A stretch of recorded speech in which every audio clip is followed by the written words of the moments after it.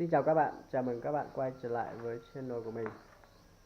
Mấy ngày hôm nay thì mình đã không đăng được cái video nào, và lý do nó là đây các bạn. Mấy ngày hôm nay thì mình đang bận đổ cái nền nhà này các bạn ơi, đổ cái nền nhà này, cho nên mình không có thời gian để đăng video cho các bạn xem. Hôm nay thì mình sẽ tạm nghỉ một ngày để mình đi dự đám cưới của đứa em gái con cậu ruột của mình.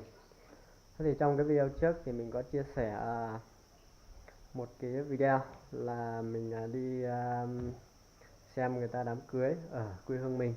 Thế thì đấy là một cái tục lệ mà lần đầu tiên mình nhìn thấy, đó là sau khi mình ăn cỗ xong thì mình ra về thì người ta cho mình một chén rượu để gọi đó là cái chén rượu người ta cảm ơn cái tình cảm của mình, rồi cảm ơn mình đã đến dự lễ vu quy của con cháu của người ta.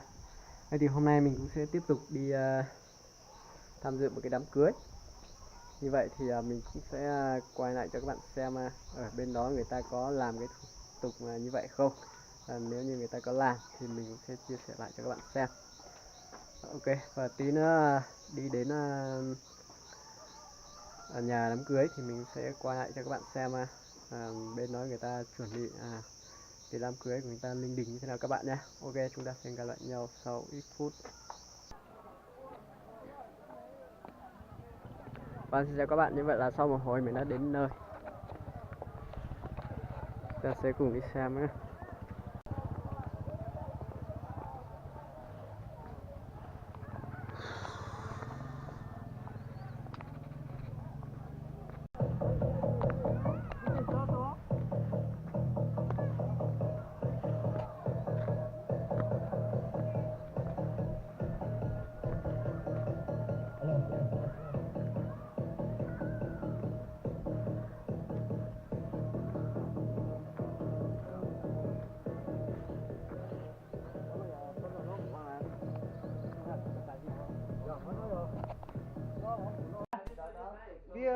Và đây là những cái món ăn mà chủ nhà đã nấu từ tối qua để mừng lễ vu quy của cô dâu và chú rể các bạn nhé.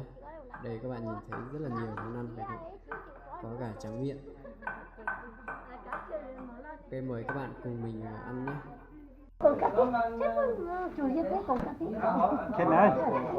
Cái này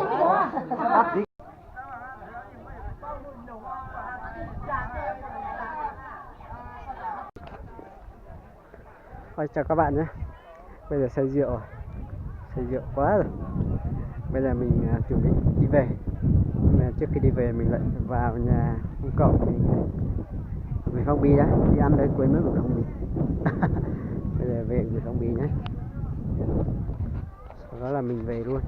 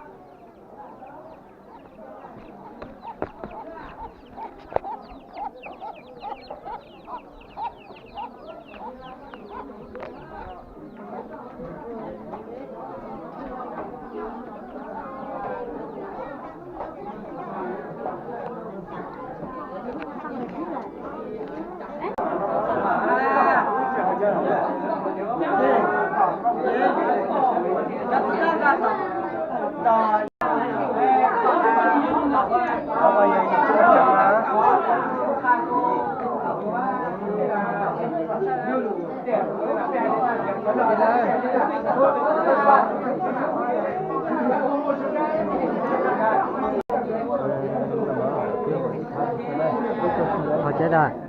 Còn nhỏ này đó, cái tao hậu này hậu cái tao này. Ồ đúng rồi.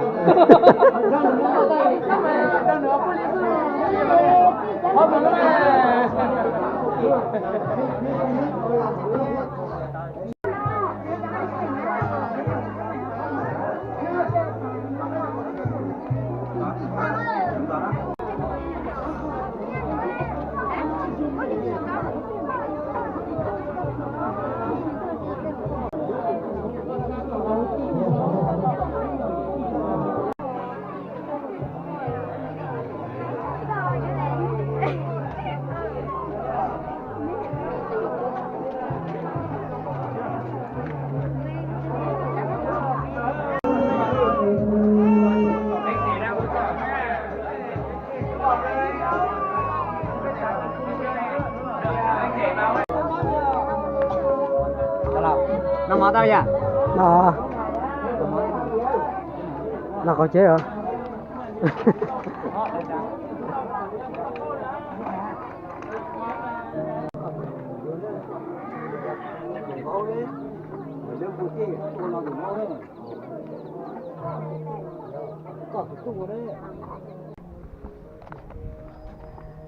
Rồi, chào các bạn, bây giờ thì mình đi về nhá.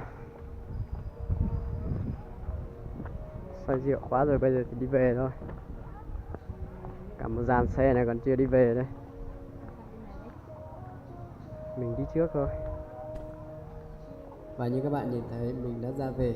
Tuy nhiên mình không được uống cái chén rượu ra về như cái đám cưới hôm trước mình đi. Điều chứng tỏ rằng chỉ có duy nhất một đám cưới đó mới làm cái tiệc mới như vậy thôi. Còn các nơi khác thì chắc là người ta cũng chưa làm như vậy.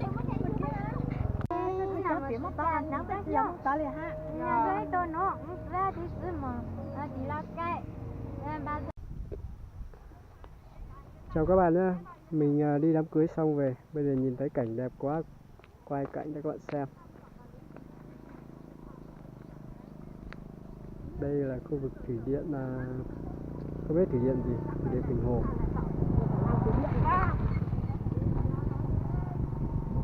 Đây là khu vực thủy điện Bình Hồ và phía bên kia là khu vực La Bán Tẩn này các bạn nhé.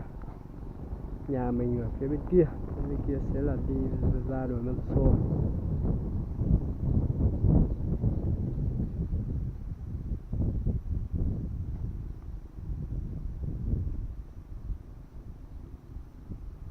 Ok, chúng ta xem cảnh như thế này thôi.